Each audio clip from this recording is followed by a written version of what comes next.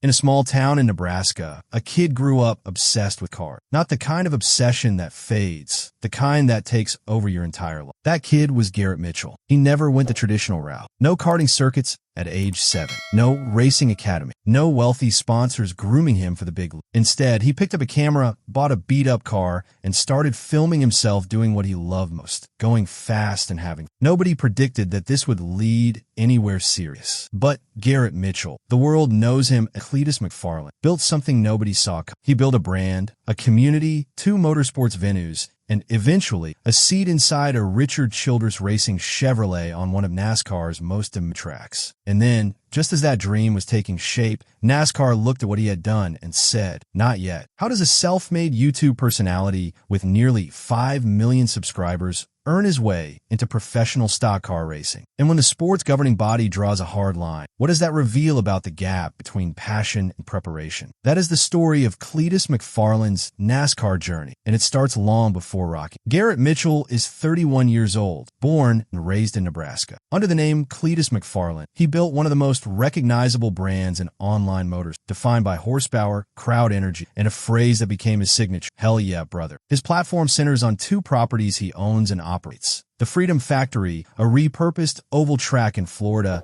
and Bradenton Motorsports Park, a drag strip. These are not just filming locations. They are functioning motorsports venues where McFarland hosts events, runs race series, and builds a live community around the sport. The scale of what he constructed from scratch is significant. His YouTube channel carries nearly 5 million subscribers, and his Instagram following sits at approximately 1 million. Those numbers place him among the most followed figures in grassroots American motorsports. His content has never been low effort. He has shown off a 150-car collection, modified his wife's Chevy Tahoe, and broke a world record with a Chevy Spark. The brand is built on authenticity, energy, and a genuine obsession with cars that his audience recognized real from day one. In early 2026, that brand received a major commercial endorsement when McFarland signed a multi-year deal with Polaris, the global power sports manufacturer. The partnership was facilitated by NASCAR veteran Greg Biff following years of negotiations that began when Polaris attended the Freedom 500. Under the deal, Polaris supplied McFarland's entire operation with purpose-built vehicles: a Ranger XP 1000 for the Crown Vic and Fire crew, a specialized Ranger XP 1000 for the grounds crew, a Ranger XD 1500 Extreme Duty for track management, and a brand new Ranger XP 1000 for track prep expert, replacing equipment that was over a decade old. McFarland staged the reveal as a prank, telling his team the vehicles were only on site for a commercial shoot before pulling back the curtain. Reed Wilson, president of Polaris Off-Road V, explained the decision directly. "We are big fans of Cleetus and the community he has built. We couldn't just watch from the outside. We had to be a part of it. He brings a level of energy, passion, and authenticity that reflects what American motorsports is all about." McFarland responded in kind, "I built my community around freedom, horsepower, and having a good time, and Polaris fits that perfectly. They get the people, they get the spirit. Hell yeah, brother, that's what we're all about." But while the brand was expanding commercially, McFarland had a separate, far more demanding mission. He wanted to compete at NASCAR's national level, not as a celebrity, but as a driver who earned his place on the grid. And he was about to find out exactly how steep that climb would be. McFarland did not arrive in NASCAR overnight, though critics would later argue he arrived too soon. His competitive resume heading into 2026 was limited but structured. He made 5 starts in the ARCA Menards Series 2025, the developmental series positioned below NASCAR's national. Those outings gave him his first real experience in stock cars under competitive conditions. His step up to the national level came on February 13th, 2026, when he made his NASCAR Craftsman Truck Series debut at Daytona International Speedway. The result was immediate and unforgiving. McFarland crashed after just 6 laps, losing control, exiting turn 4, slamming into the inside wall. He finished dead last in a 37-car field. Daytona, as a super speedway, demands a very specific skill set, pack racing at sustained high speeds with almost no room for error. For a driver with limited stock car experience, it delivered a blunt early. Despite that result, Richard Childress Racing, one of the most decorated organizations in NASCAR, chose to formalize their relationship relationship with McFarland. The two parties signed a 2-year deal, providing McFarland with 4 O'Reilly Auto Parts Series starts per season across both 2026-2027. It was a calculated arrangement. RCR gave McFarland access to a professional-grade program while structuring his development incrementally rather than throwing him into the sport's deepest end. Inside the RCR program, Ty Dillon, a veteran NASCAR driver, took on a mentorship. Mark Rett,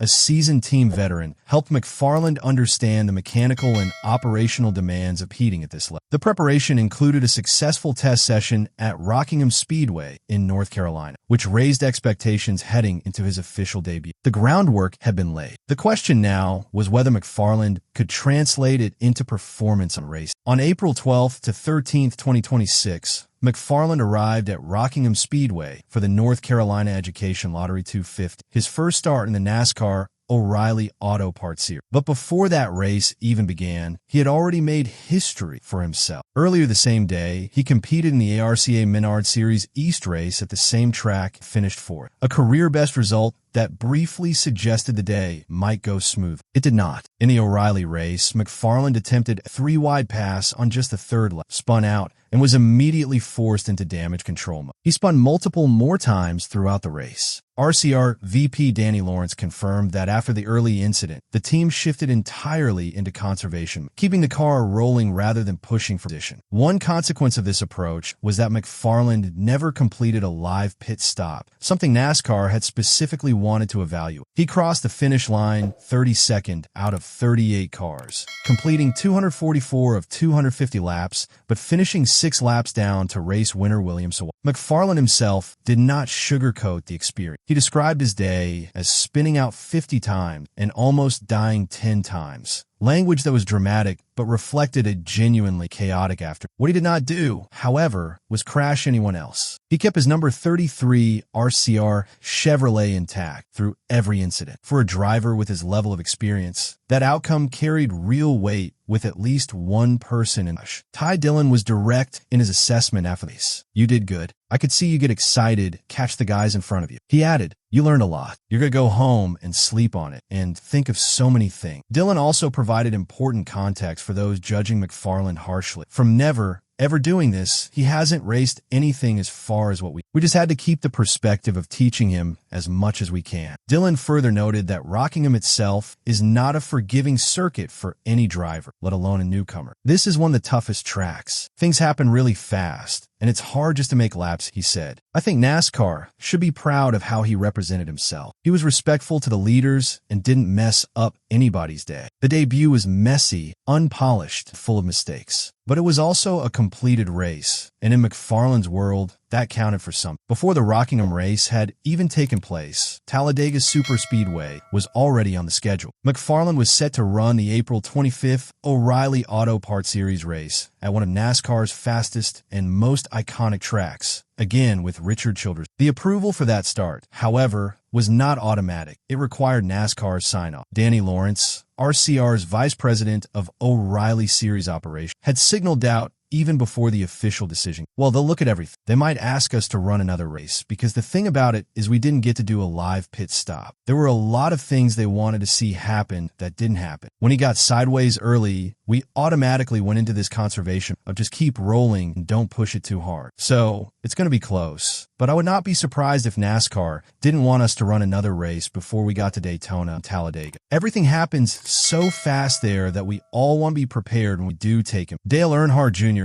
speaking on his Dale Jr. Download podcast, reviewed footage from multiple sessions, the truck test, the RCR O'Reilly test, and the Rockingham race, and arrived at a clear conclusion. "I saw enough to not approve him for Daytona or Talladega in the O'Reilly series. To be quite honest with you," Earnhardt said. He noted that across all 3 sessions McFarland had reviewed, he busted his asterisk. He was lost control of the car, the truck. Asterisk Earnhardt had actually expected worse, saying, "I actually expected him to wreck in the O'Reilly series." meaning completing the race was a genuine positive, but it was not enough to justify a super speedway start. On April 8, 2026, NASCAR made it official. John Probst, NASCAR's executive vice president and chief racing development officer, delivered the decision. We're all huge Cleetus fans. We all watch his videos and are certainly very appreciative of everything he's done in our sport and will continue doing. He is approved right now for O'Reilly Series short tracks, which means he's good for all of ARCA, all of truck, and then O'Reilly up through the short track. We'd like to see more out of Cleetus in the short tracks, so we're not saying no, but there's more that we would like to see out of Cleetus before we would approve him. Talladega. McFarland broke the news himself directly to his audience. Ladies and gentlemen, I want you to hear it from me first that I've been denied by NASCAR to run Talladega in my O'Reilly car. Made my O'Reilly's debut last Saturday with hopes of getting approval for Talladega, but they did not see enough. He called the decision a kick in the nuts, but accepted it without deflection. I need more windshield time, regardless of whether it's in an O'Reilly car, the RCA car, or truck. More windshield time is never going to hurt. I have a lot to learn, guys. He added that his goal was to reach Daytona, Talladega the following year in 2027. Importantly, McFarland confirmed he would still compete in the ARCA Menard Series race, Talladega, that same weekend, continuing to accumulate experience at the track, even without the O'Reilly. The decision immediately sparked a broader conversation across the sport, and the lines were drawn clearly. On the critical side, Freddie Kraft of the Door Bumper Clear podcast pointed to a specific moment from McFarland's in-car audio at Rockingham. McFarland had been heard asking his spotter what inside meant during the race. Kraft's reaction was unambiguous. That, to me,